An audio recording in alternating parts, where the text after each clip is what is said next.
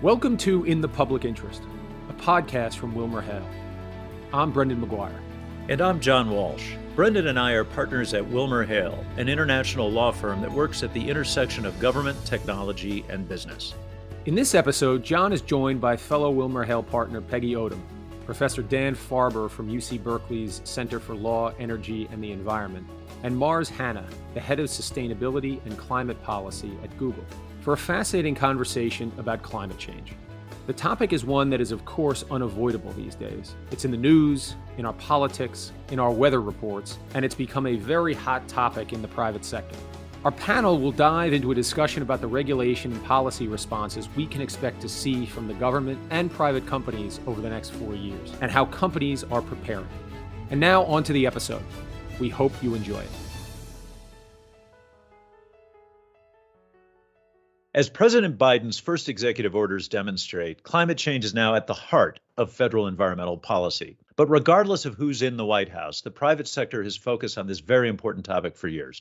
For example, Google recently announced that it will run entirely on carbon-free energy by 2030.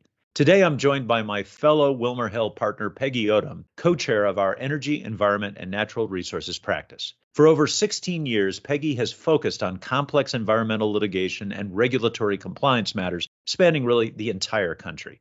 Peggy, Professor Farber, and Mr. Hanna work at the forefront of climate change issues, and we hope you'll enjoy their dynamic discussion on this very important and timely topic. And with that, Peggy, I'm going to hand it over to you. Hi, I'm Peggy Odom. I'm the co-chair of WilmerHale's Energy, Environment, and Natural Resources Group, and I'm delighted to welcome Farber and Hanna and Professor Dan Farber today to discuss a topic that is, without a doubt, one of the most critical policy issues of the day, climate regulation. Let me begin by introducing our guests. Farber and Hanna is the head of sustainability and climate policy for Google. Prior to joining Google, Mars was a director at a company that provides software for the utility sector. Mars has also worked on climate and energy policy in the government, having served in both the State Department and the Department of Energy. Professor Dan Farber is the Sho Sato Professor of Law at UC Berkeley and the director of Berkeley's Center for Law, Energy, and the Environment. Dan was a Supreme Court clerk for Justice John Paul Stevens and has devoted his distinguished legal career to teaching and writing about environmental and constitutional law. Welcome to you both. Professor Farber, let's begin with you. Climate change was at the core of President Biden's campaign platform, the Biden Plan, which is not to be confused with the Green New Deal. And now climate is the centerpiece of President Biden's first set of executive orders, which aim to tackle climate change through a whole-of-government approach with the goal of achieving net zero greenhouse gas emissions by 2050 and carbon-free electricity by 2035. To achieve these goals, can you tell us what roles you see Congress playing, the federal agencies that would be part of this whole-of-government approach, and finally, what role do you see individual states playing? Hi, it's great to have the chance to talk with you today. In terms of legislation, Congress had plans for really big climate legislation through Congress, but they lost seats in the House and they have a razor-thin majority in the Senate, really could not be any slimmer. And that means the legislative plans are going to have to be scaled down. For example, the Clean Future Act, which the House Energy Committee is drafting, is a lot more moderate than the Green New Deal. But still, it would be very, very tough to get through the Senate. I think probably the most promising option is a green infrastructure bill. It wouldn't impose regulations, but it would really accelerate the adoption of renewables, battery storage, new transmission, and other new technologies. So that would be a really big deal. That would move us forward a lot. Other legislation, I think, is going to be more small scale. I could see legislation dealing with the transmission system, which we really need, for example. At the agency level, our center actually put together a roadmap for Biden. Trump rolled back well over 100 of Obama's environmental regulations, many of them on climate change. And one of Biden's first orders of business is going to be to start undoing those, which has already begun. But it's going to take a long time to work through the list. We tried to set some priorities that we thought might be helpful to the administration. I think at least on some of these matters, we're going to see ramping up of regulation, especially on fuel efficiency standards for vehicles and methane leaks from the oil and gas industry. Methane's a very potent greenhouse gas, so that's a big deal. I think you also asked about what was going on outside of Washington, and I think we're going to see states continuing to move ahead aggressively. California is charging ahead. I think New York will be. A number of other states have set ambitious targets, and I think they're going to keep going forward. I think knowing that the federal government has their backs will encourage more state activity. And finally, coal will continue to decline even as it did under Trump. And that's good news both for addressing climate change and for public health. Turning to you, Mars, can you tell us how the Biden administration's climate focus impacts what Google is doing in the sustainability and climate space? Certainly. Well, first of all, let me say thank you so much, Peggy and John, for the opportunity to chat with you today. This is an issue we care deeply about. Sustainability and climate action has been a core value for us since our founding in 1998. We've been carbon neutral for our operations since 2007. We've matched 100% of our electricity consumption with renewable energy every year since 2017. And now we're working to build solutions across our operations with our partners and for our users that are going to help enable everyone everywhere to take action on climate. Policy is one of the most critical areas of work for us and for solving climate change. And we've long been engaged in advocating for policy solutions that are going to help accelerate a clean energy future.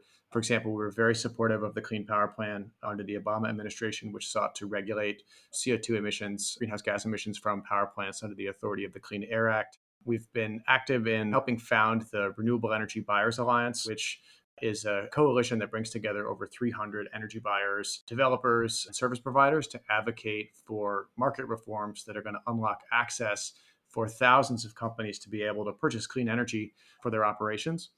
And we've worked with state regulators, utilities, and state legislatures and other electricity customers in a number of states around the country, including Georgia, North Carolina, Minnesota, Nevada, and beyond, to help establish programs for customers in these states to be able to purchase clean energy for their operations. So turning to the Biden administration, I think we are very encouraged by the administration's ambitious approach to tackle climate and their central focus on this issue, as you said, across all areas of the federal government. In particular, we're excited about the efforts to create a 100% clean electricity system.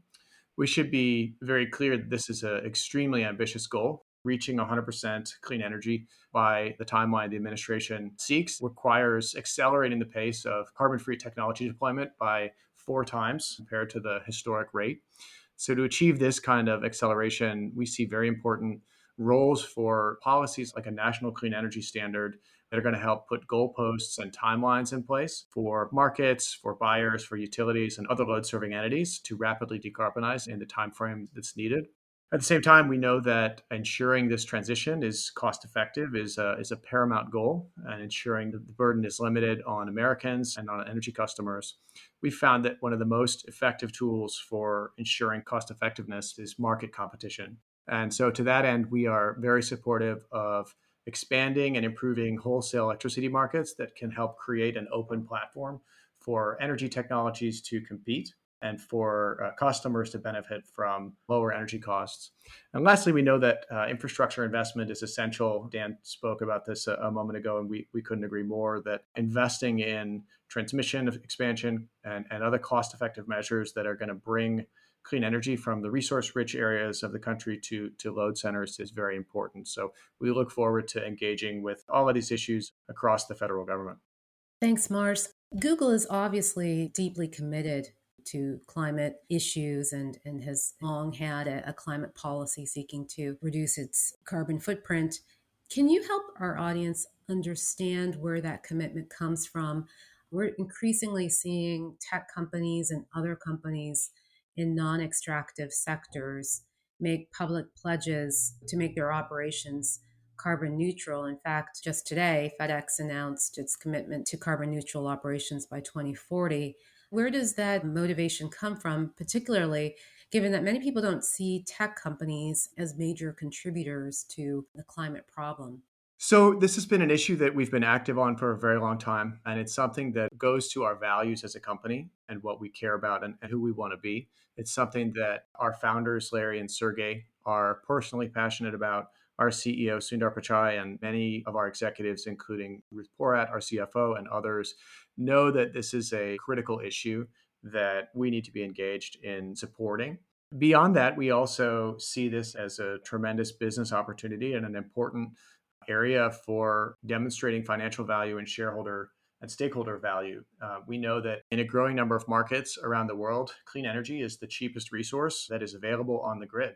So if we are able to supply our data centers with zero carbon energy resources, we can reduce our costs, we can hedge against fuel price volatility, and a number of other financial benefits that come from supplying your facilities with carbon-free resources. Beyond that, we know that technologies like artificial intelligence and machine learning have great potential to help industries across the world decarbonize through applications that will help them increase energy efficiency. We know there's a lot of financial value for companies and stakeholders across the chain. And then finally, we know this is an issue that's important to our users and important to folks that interact with Google. And we know that building core products and building sustainability into what we do is something that's important to them. And we want to be responsive to user requests. Great. Thanks, Mars. Professor Farber, we've heard about Google's investments in addressing climate, and we know that in recent years, companies like Google and Amazon and Walmart have been increasingly investing in renewable energy development and working with states to increase support for alternative energy development. We know that this is an area that you've studied closely. Can you tell us what your research shows, specifically what overall impact can the private sector have on renewable energy development? That's a great question. Historically, the industry position on environmental matters has often been to resist regulation and sort of drag their feet. And what we've seen with climate change for a number of major companies, and not by any means limited just to the ones that we've talked about so far, we've really seen companies taking the initiative and not waiting for the federal government to tell them what to do. In fact, really moving beyond what we would expect in the way of simply reducing their own emissions, and in some cases, for example, working with their suppliers to reduce emissions higher up in the supply chain. It's really hard to put a number to this. There's no central recording or monitoring of corporate actions. So I don't know that I could give you like a figure in terms of how many tons a year of carbon have been saved, but it's clearly quite substantial. And it's not just limited to the sort of blue state oriented firms like the tech companies. It includes Walmart, which you mentioned, but also a whole slew of other companies across the country of all different sizes. And I think this has been really important because one of the big issues that we are facing with renewable energy is scaling up. And the more that we can accelerate the scaling up, the more it becomes self-sustaining because that drives down costs, it leads to new infrastructure and so on. It also leads to technological improvements. Google and some of the other tech companies have done a lot of work in terms of their own data centers using artificial intelligence to reduce cooling costs. And a lot of that technology can be applied to other industries and to major commercial buildings in a way that should enable us to save a lot of electricity and a lot of carbon emissions going forward. Thank you. And Mars, can you tell us what Google has been doing in the renewable space over the past few years and what the company's goals are when it comes to renewable energy use and investment? Certainly. So this is an issue we've been active on for a long time. We've been carbon neutral since 2007. We achieved that at the time through the purchase of emissions offsets. And we were very proud of our efforts. We were the first major company in 2007 to be 100% carbon neutral for our operations. And this was a big step. We were also very clear-eyed at the time that offset purchases are not a substitute for operating sustainably over the long term. And we knew that we would need to find another way to run our company on clean energy. So we began purchasing renewable energy in 2010. We did our first power purchase agreement for 114 megawatts of wind in Iowa. And we helped with this process and over the coming years scale up the corporate power purchase agreement, which has catalyzed something of a movement in corporate action on renewables. And I think over the last 5 years, something like 32 gigawatts of renewable energy have been installed in the United States as a result of corporates who are out there seeking to buy renewable energy for their facilities. So we scaled up our work in this area, and by 2017, we were very excited to announce that we had achieved 100% renewable energy match for the first time. That's an achievement we have maintained every year since. We want to be very clear what that means. This is a global and an annual goal for us. So over the course of a year, we're purchasing the same quantity of renewable energy somewhere in the world as we are consuming at all of our facilities everywhere in the world. It doesn't mean that renewable energy is supplied to our facilities in every hour, and it doesn't necessarily mean that's matched in every location. What it does mean is in some hours we're oversupplied in some regions, in other hours and other locations we're undersupplied. But over the course of the year, those match out 100%. So we're very proud of that, but we also know that to truly address climate change, we need to go much further than this. We need to get grids themselves to zero carbon. And that requires operating within the physical structure of electricity grids, which is to match supply and demand in real time. So we were excited to announce last September that we've now set a goal to power our company with a carbon-free energy resource in every hour of every day at every location by 2030. So this is a much more ambitious task for us and one we're very excited about. We know that getting to 24/7 carbon-free energy will require a suite of new approaches that'll include transactions, new technologies, and policy. So thinking through each of these, on the transaction side, we know that we're going to need to be getting more creative and doing things like blending wind and solar together and looking for other ways to bring other users and other buyers into a transaction. On the technology front, we're opening up the aperture to a much broader set of carbon-free energy technologies. So we know that things like long duration energy storage will be important, and we're looking at other opportunities around enhanced geothermal, advanced nuclear, carbon capture and storage, and other energy resources that are zero carbon. And lastly, on the policy front, we know that supporting the development and deployment of the next generation of carbon-free technologies is going to be important. So we're leaning into that effort, as well as efforts to expand markets and empower customers to take control of their energy use. You talked about what's motivating Google to really pursue these very ambitious climate goals. I'm hoping you can expand a little bit about that because we're seeing private companies focus increasingly on legal and business risks presented by climate change.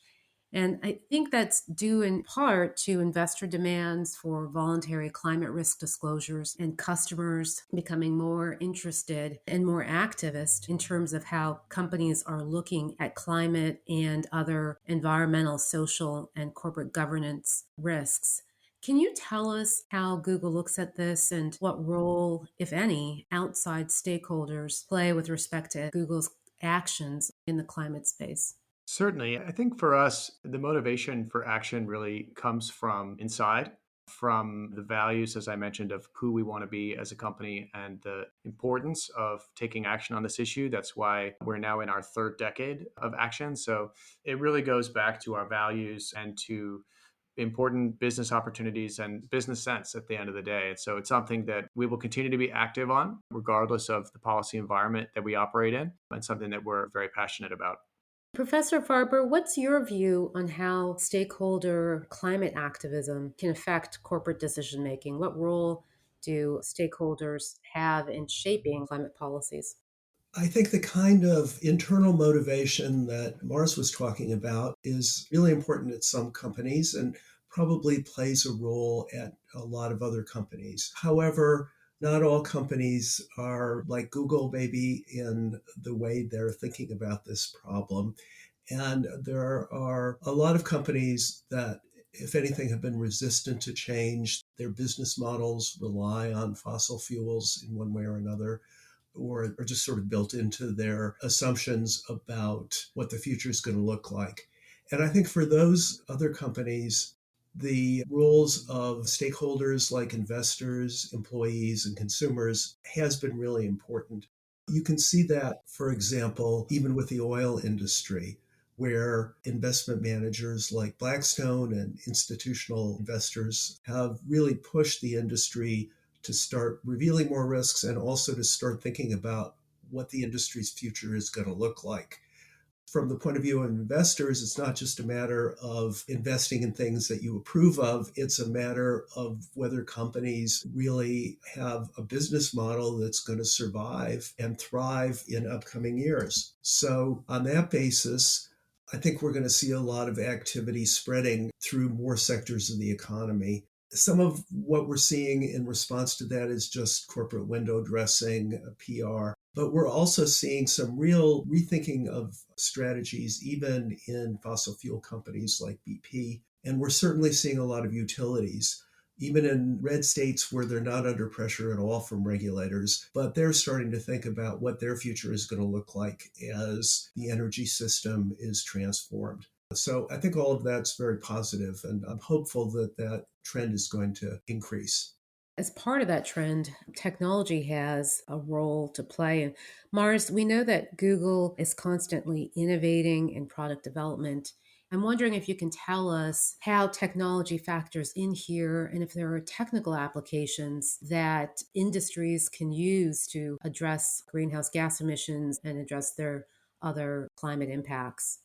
Certainly. So technology is the secret sauce that makes Google work. And it's something we are committed to deploying in the climate space. We know that no company alone can solve this issue. And it's important for us to be building products and services and technologies that can help industries and users take action on climate change. We're doing this in a couple different ways. With our partners, we are building solutions that are going to help cities in particular and city policymakers develop low carbon action plans. So we have a platform called the Environmental Insights Explorer that brings together aggregated and anonymized data from Google Maps about transportation emissions, building emissions, solar rooftop potential, and other environmental data sets in a city. And we can surface those at a municipal level and use that as a baseline for city policymakers to set mitigation goals, set solar rooftop installation goals, and design policy interventions using high quality on the ground data.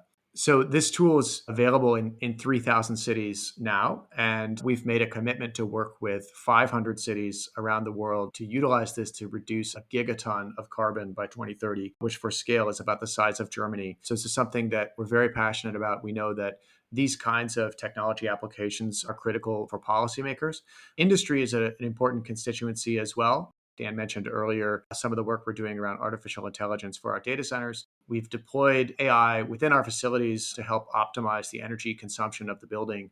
And we found that when we do this, we're able to get a 30% reduction in the electricity that's used for cooling. And this is on top of all of the design and operational work we've done to operate some of the most efficient data centers in the industry. So we think that that kind of technology has substantial applications for other industries around the world. And we're now making this available to commercial buildings, industrial facilities, other data centers, and other large complex entities that can benefit from this kind of systems optimization. Beyond that, we're helping support other uses of AI that are going to lead to mitigation and adaptation solutions. So, for example, we're using AI to improve flood forecasting in India and then use that information to target hyperlocal alerts so that those who are going to be impacted most by a changing planet can use technology to adapt to climate change. We're working with organizations like Climate Trace, which is a consortium of organizations in the AI space that are committed to using